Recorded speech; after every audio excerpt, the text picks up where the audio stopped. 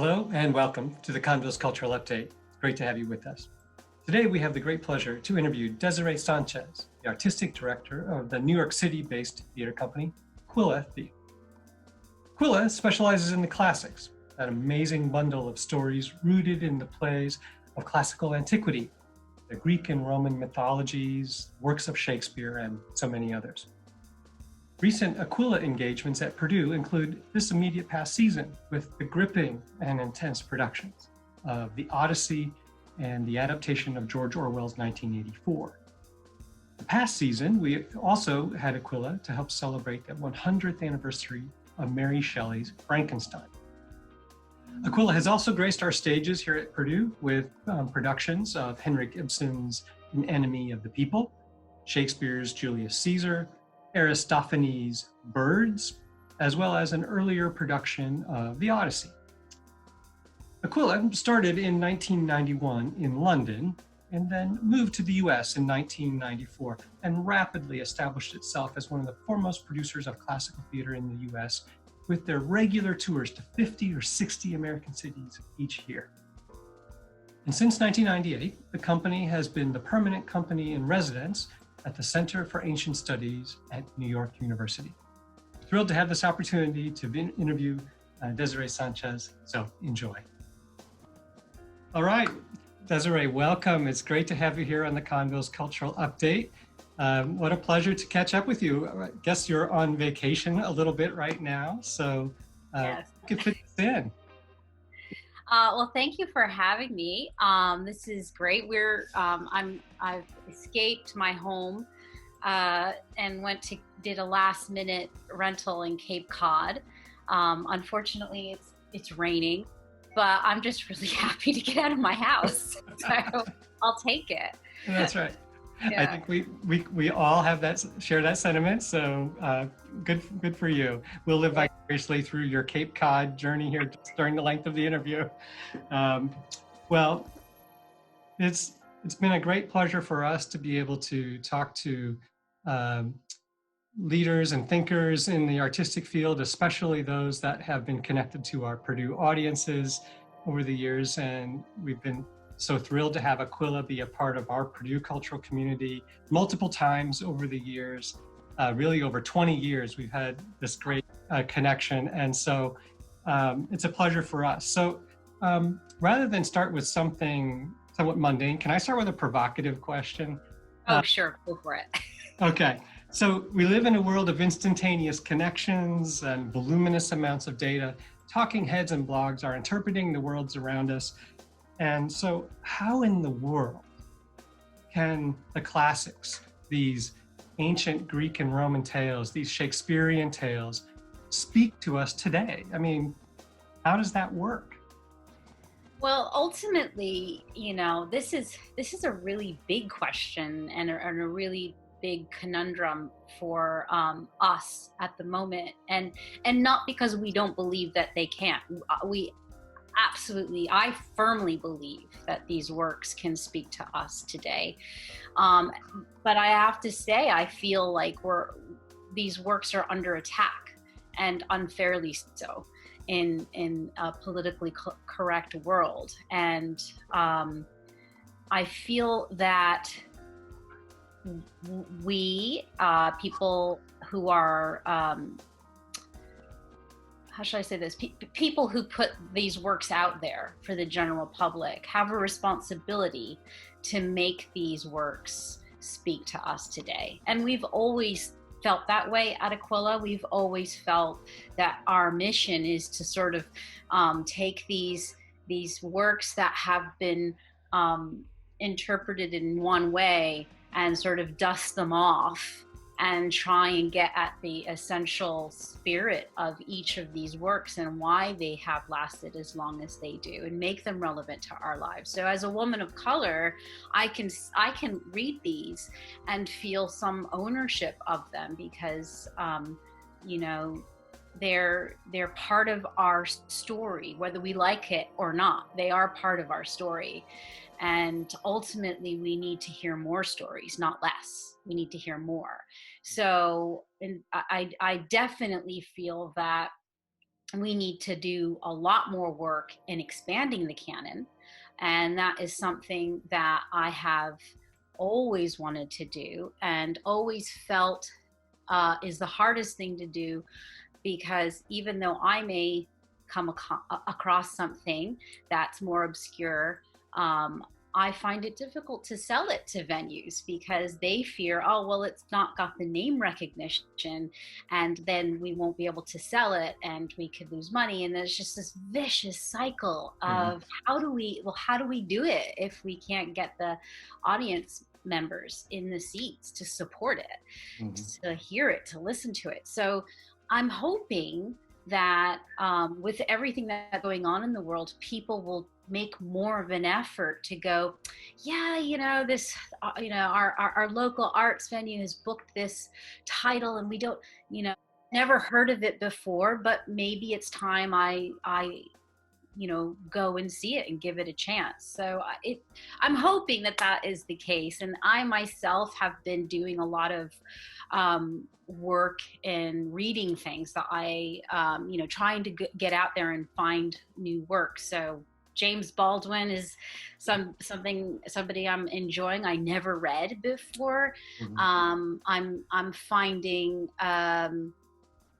artists from my own culture in Puerto Rico that I've had to order books and I'm waiting and they're taking forever because they're just mostly out of print. I was trying to find works that have the name recognition but also touch upon things that are a little bit more relevant, and Jane Austen was one of them. And I came across an unfinished work of hers, Sandition, in which she talks about a woman of color from the West Indies who was brought over, who had a large fortune, and then she doesn't finish the book, and that's it. And I'm left. I'm like, wait, what happened to that woman? And so that sort of led me down a whole nother rabbit hole of learning about the Mansfield, or the Earl of Mansfield, and how he did actually have, I think it was a niece or daughter or something that he took care of, who was what they called mulata, which I'm very familiar with in my own family, being from Puerto Rico. So, and how difficult it was to be of mixed race, mixed origins. So that led me to a book I'm currently reading, which is The Woman of Color. It was written in 1780. If that's not a classic from a classic time, never heard of it. So, the work's out there. We just have to find it. It's kind of like a treasure hunt for me this summer. I'm just like reading as much as I can and trying to inform myself. And in so doing, it's been really great for me and made me actually see that I have a rich heritage to draw from as well. And that the more we can educate young people out there that there is ancestors and that have created bodies of work that are really valuable, just as valuable as the Jane Austens of the world, the more we can feel, more equitable with our culture. I feel like we've been beat up a little bit. Right. Well, and I think this is obviously a special moment in our societal and understandings, and it's really a global phenomenon, as all of this discussion has just been really blown wide open of late. And it really does help people understand, people who perhaps might not have said, oh, I don't understand what you're talking about when you say structural racism or structural bias or this. And it really does help one begin to understand that there's such a small, and even that you mentioned the canon earlier, and then right there is a loaded expression about what is the canon and who decided. So clearly there is a lot of more discussion and growth and understanding about what passes muster or what has passed muster. Right. Right. That's correct. And I think that we can do that and not eliminate the other work. They should be seen side by side. And I think that one of the epiphanies that I've had in how to go forward with this is I'm on for season 20, for not this season because we don't know what's happening with this season, but for the next season, I really do plan on doing a series where we can compare work side by side, and in the same way that we have done with our public programmings with the Warrior Chorus, where we might take a scene from various different Greek plays and then read them out, sort of like a staged reading kind of thing, and then present them to an audience, let's say of veterans, and have a discussion about how that kind of made me think of my life now, or what it was like to come home from a war. I think in the same way we can present works that are old, that are have been almost forgotten, and compare and start to educate ourselves with what is out there. I think we're gonna, not sure what we're gonna call it, but probably something like expanding the canon series. And I think that we have an opportunity as a company that reaches so many venues across the United States, in rural communities and urban communities and suburban communities, that we have a really great opportunity to expose this work to as many people as we can. Right. Well, that's it's interesting that you mentioned the Warrior Chorus, and maybe for the benefit of our viewers, let's just review what the Warrior Chorus project is and how it's influenced work that you've done. And it's certain we presented the Odyssey, the opening of the tour, and so obviously our audience had an exposure to one of the most recent connections to the Warrior Project. Yeah, absolutely. So the Warrior Chorus is a public program that was funded by the National Endowment for the Humanities, and it is a program in which we partner with veterans, and we use the ancient Greek works as a sort of springboard for discussion. One of the things that we realized in some previous public programming that we had done in libraries is that whenever we started to read or do dramatic adaptations of the Greek work, they always entailed what it was like to deal with either coming home from a war, or what the implications of war were on the individual and family. And whenever we did these, we realized a lot, if there was ever veterans in the audience or family members of veterans, they would stand up and say, my God, I had no idea how relevant this work was to my life. And, this line in the Odyssey about a man drowning, he's like, that's how I felt when I came home. I felt like I was a man drowning, and it was my wife who really helped me. And so people would say, this, I've never said this in public. I've never talked about this in public. And thank you for bringing this to light. And so we realized we had to do something to continue to foster this discussion, because we felt there was a real big divide between the 1% of the population who serve our country and everybody else who, benefits or not from the wars that we engage in. And so as one of our Warrior Chorus members, Brian Dellett, says, he's a Vietnam veteran, he said, we need to be more war literate. And so we decided that this program would be aimed at creating dialogue. So we we did various programs across the country. We had a group in Austin, Texas, that was based at the university. UT Austin, and they had a group that did, they focused on various works, and then they did new works that sort of encouraged them to write their own stories based on what they had read from the ancient works. We had a group in Los Angeles who did a movie. We have a group currently of African American Vietnam veterans who are in Miami, Florida, and they just finished their program. And we've been doing one in New York on and off, and that has often led to various productions and reinterpretations of Greek myths. And we've incorporated some new works from our veterans in New York that were folded in. We had a production called The Trojan War, which had some new works, original works.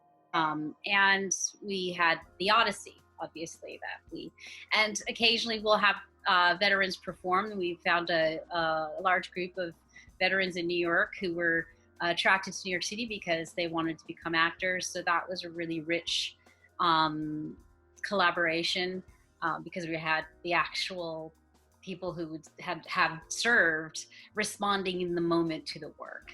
And so that was also very exciting. I've done several things. We've taken the work to Greece.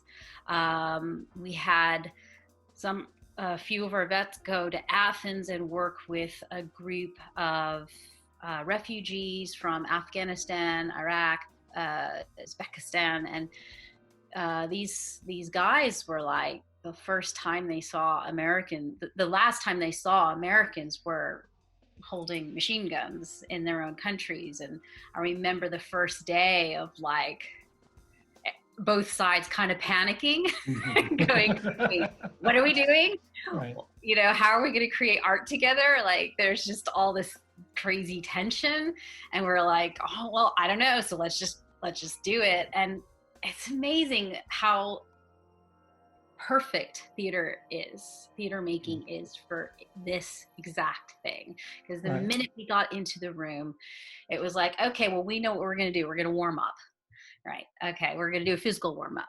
And it's like the minute you just get in the room and you start moving and stretching and making crazy noises and you moving around space and looking at people in the eyes, and, it's not about words. It's just about focus.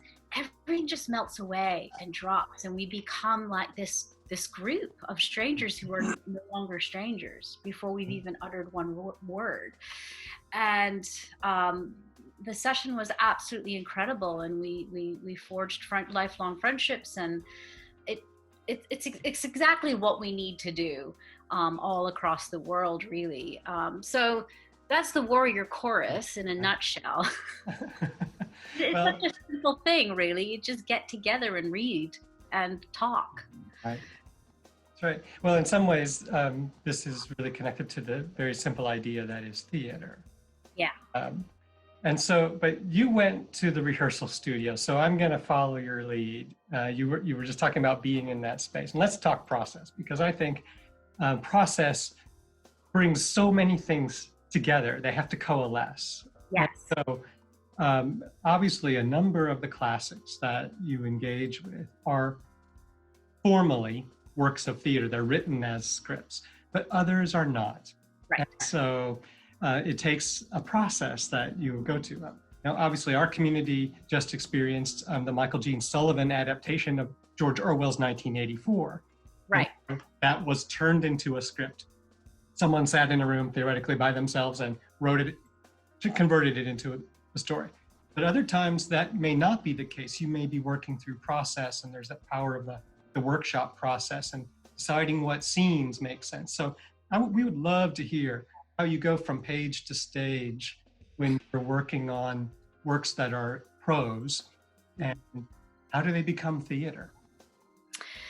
That's a really torturous process that's long and intricate, and I don't even know if I could articulate precisely how that happens, because it sort of feels elusive and magical and, like I said, painstaking, and my process is, I know, very unique to even how other people do it. I know that I'm a complete whack job when it comes to like, I have to really work with very patient and very talented artists who go, okay, she knows what she's doing eventually, and she will get there, and we just have to be calm and go with the flow and just try.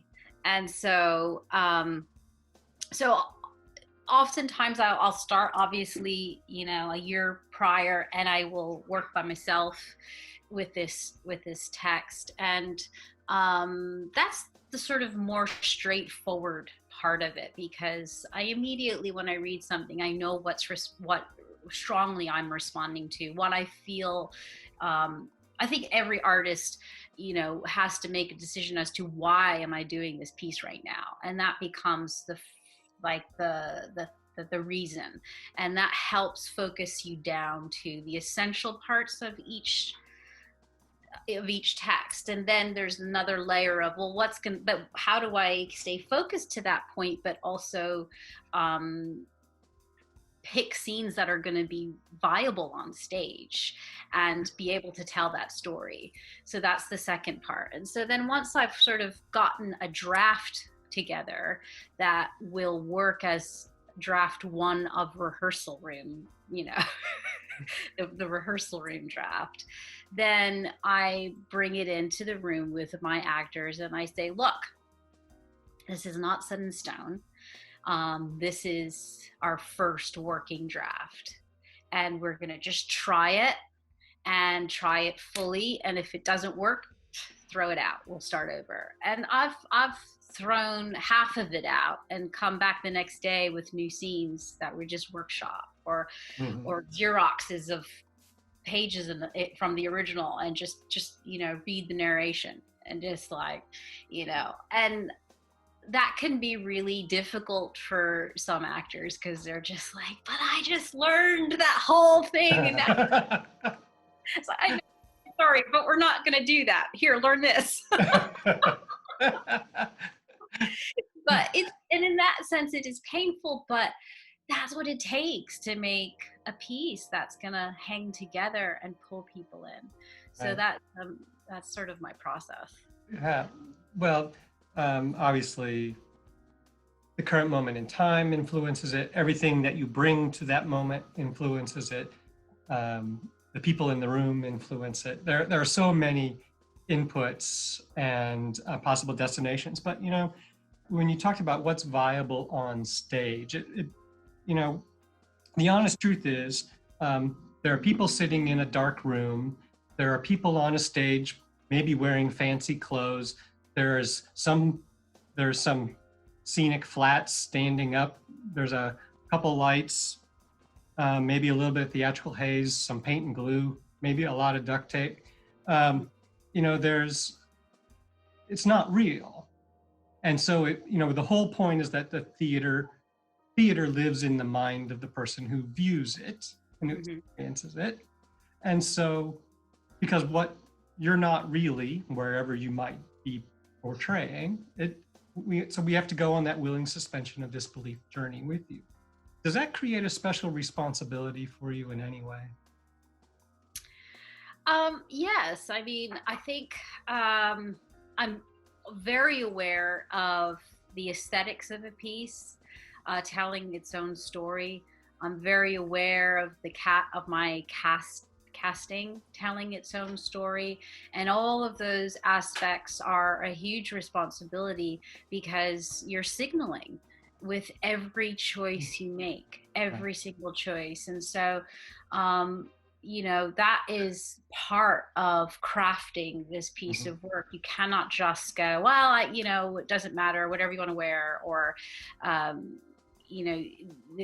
collaborators you bring into the room, they cannot operate separately. I mean, it's every single detail even the way somebody might hold themselves or walk across the stage, or a simple gesture. It's all interconnected, and it all tells a story without words, and that's one of the things that I think is probably my strength coming from the dance world. I often say to them, I'm always seeing before I hear things. And I say to them in the rehearsal room, and this is another thing that sometimes doesn't sit well with more traditional actors who are not used to a physical approach, is I say, the audience isn't listening to you, they're watching you. And if what they're watching isn't combining with what you're saying, they are going to not listen to you anymore. They're not even going to watch you. They're going to look at their program. So it's all connected. And that's just kind of how we are. And I think more and more, the more visual our worlds are, with even our social media platforms, it's like less and less words. Right. Something like that in 1984, right? Right. Exactly. Less and less words, and double plus good on you. Double plus good. So that's interesting. In some ways, it sounds like you're taking elements of like the formal school of total theater, where all of the pieces. It's not just the script; it's everything about the conception have their responsibility to communicate in what you do. Yeah. It also struck me that when you talked about your training as a dancer, your experience as a dancer, that dance is a communal creation process in so many ways, and so it may be that some of your natural approach to the work that you're doing in the theater space has some connection to what it feels like to have dance created on people, which has to be a communal act in so many ways. Yeah, it definitely is, and I think I'm positive that's really where all of that comes from for me. Performance is immediate. So the process of creating it has to be immediate. And you have to allow yourself, I think, to find the truth of something, and like every artist does it differently, but for me to find the truth, I have to allow myself, and I have to allow the actors to just hang out in the moment and find it. And that can be really disconcerting in the process, because people just want answers. Well, I don't understand why, just tell me where to stand. And I'm like, right. I don't know yet. I need to see how everybody is going to communicate this point. And once I figure out how it is they're going to communicate this point, then I'm going to know how you should be entering the room or not, or where you should be standing, or what, it all has to work together. So yeah, and yeah, it's collaborative, and sometimes somebody will come in with an energy or a perspective that I hadn't thought of. And I'm like, wow, that just completely changes everything for this scene. So let's go with it. What's the domino effect of that? And that's really empowering in the end for the actor, because they feel like they can really get behind this choice, and there's a truth to it, and they've thought about it, and everybody's discussed it, and it's real. It's not just haphazard. And I think that is really the reason why we're doing this to begin with, is we're trying to show the audience a different perspective that they hadn't thought of. Right. Well, let me just say, we speak of the audience, and right now, we're in a time where we don't have audience. We aren't having audiences sitting in a room having this shared experience. And, we're trying to think as creative intellectuals about how to navigate going forward. And, we ultimately are trying various possibilities, but how do you imagine possibilities looking ahead? Creativity is partly in how we navigate where the boundaries are now. What do you think about how you look ahead? I mean, we all know the hard parts, Yeah. like the oh my gosh, can we ever return to something as we know it? And I think that part's understood. But as we go further, is there something that you hope to see happen there? Yeah, absolutely. I think more than ever, I'm seeing how important it is that we all physically get back together eventually, and that we find ways to make that happen more than what we were doing before. I see how difficult it is with my own children who are teenagers, young teenagers, and they're having to do everything through a screen, and they make the best of it, and they're programmed to do that in ways that I'm not. But I see how it affects their psyche and their physicality, and I feel like it's creating an anxiety that doesn't need to be there. The simplicity of taking for granted that I feel okay with just going to an event and being with other people is no longer something in our society. Now it's like, well, I'll just stay on FaceTime. I'll just text that person. I mean, Right. Our kids don't even pick up the phone and call their friends anymore. Even being able to articulate a point through language is becoming more and more difficult. And I think when this is all over, we have to make that a priority. We have to find ways where we can just get together. Even a performance is not enough. Sitting in an audience and just watching something and then going home is not enough.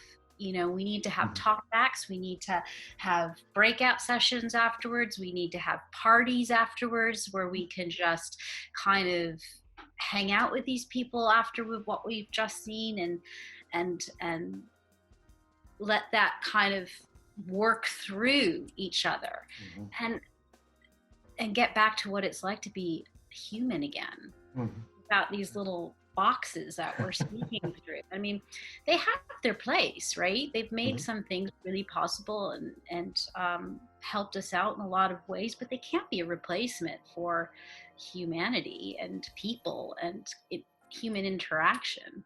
I mean, a baby dies if they're not touched and cuddled, right? Right. So what are we doing to ourselves? Right. Well, the importance of theater then, as a way of creating community and helping us have these shared journeys or shared escape, whatever it may be, the way we're talking about it signals that theater speaks to us in the context of where we are and who we are, and we need to be able to respond. And I'll just say, as a way of kind of bringing things in towards a close, that we were really excited with the production of Frankenstein that we had the year prior, that we were able to add some additional research context that says, was looking at the ethical dilemmas. And we know the crucible of theater is like a perfect space for setting up these ethical dilemmas and moral quandaries and how to navigate. And we have plenty of them today. And these large scale societal questions that we're asking. And so in some ways, I really just want to, from our audience, say thank you. We had Professor Amy David and Dr. Amanda Mays work on this research that said students who studied the Bhopal, India chemical spill under Union Carbide, they reviewed that case. Then they went to see Frankenstein and started to wrestle with the question of who owns the moral responsibility for their actions. And then they went back and looked at that case and they realized that there's culpability here that we didn't assign. Right. It taps into that human connection, that understanding of the human condition and empathy that needs to be present. And so for me, that your company can help create those discussions and that it enhances those possibilities is really what it's about. So, I think that it's a it's a huge thank you from us that we have the ability for theater to speak outside the performing arts, but speak to us at large. And we know that there are, like I said, so many issues. So wow, thank you. Like I have to say, when I saw that tweet with the study, I wasn't even aware of it. And I was like, whoa, this is so cool. I was so excited. Right. And thank you guys for doing that and bringing us to your performing arts series. Prestigious fun. We love the community because you guys are so engaged. You want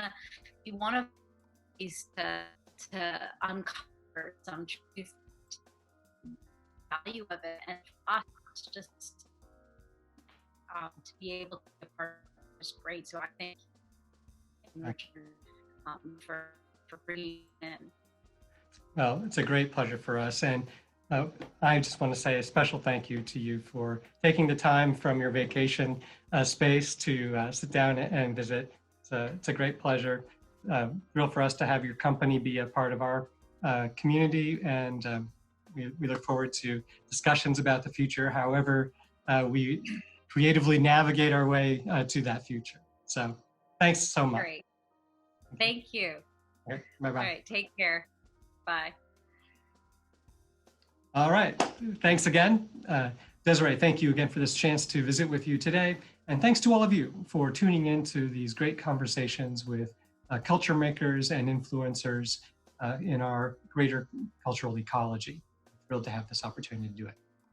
As always, take care, be safe, and we'll see you again soon. Thank you.